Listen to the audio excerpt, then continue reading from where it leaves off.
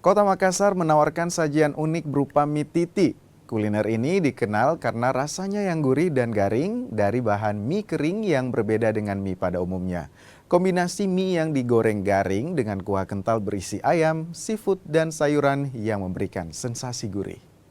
Ini besar. Mie titi khas Makassar merupakan kombinasi mie kuning yang digoreng garing dipadukan dengan kuah kental berbumbu kaya rempah. Tak hanya itu, mie titi juga berisi topping ayam, seafood, bakso, dan sayuran.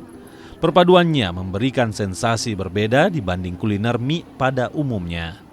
Mie titi juga terasa lebih nikmat jika ditemani sambal dan acar cabai. Suka karena sudah biasa langganan, baru memang sudah enak. Apa yang bikin suka dengan mie kuahnya kah atau mie atau apanya? Rasanya sih semuanya enak. Iya, biasa suka. Lama-lama bertahun-tahun. Biasa juga kan kalau di apa tuh di Hertasning kan. Ya biasa juga Hertasning ada juga pernah Boulevard kan. Iya. Ini memang sudah banyak warung kita yang didatangi ini. Iya, ini belum lahir sudah langganan di situ. Anak-anak juga kan suka. Biasa kan pesan kalau malam apa pesan. Salah satu outlet yang menyediakan mie titi di Makassar ramai pengunjung di momen liburan.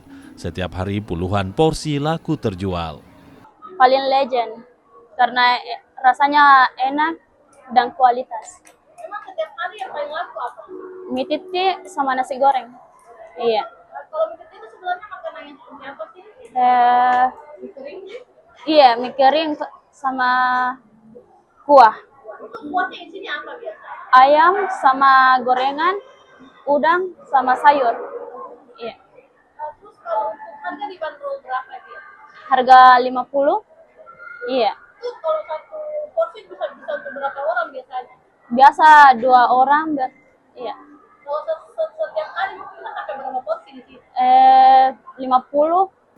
Satu porsi mie titi dijual dengan harga Rp50.000. Mie titi lebih nikmat disantap saat panas. Dengan porsi yang melimpah, kuliner khas Makassar ini menjadi salah satu pilihan. Nila Rustam, Kompas TV Makassar, Sulawesi Selatan.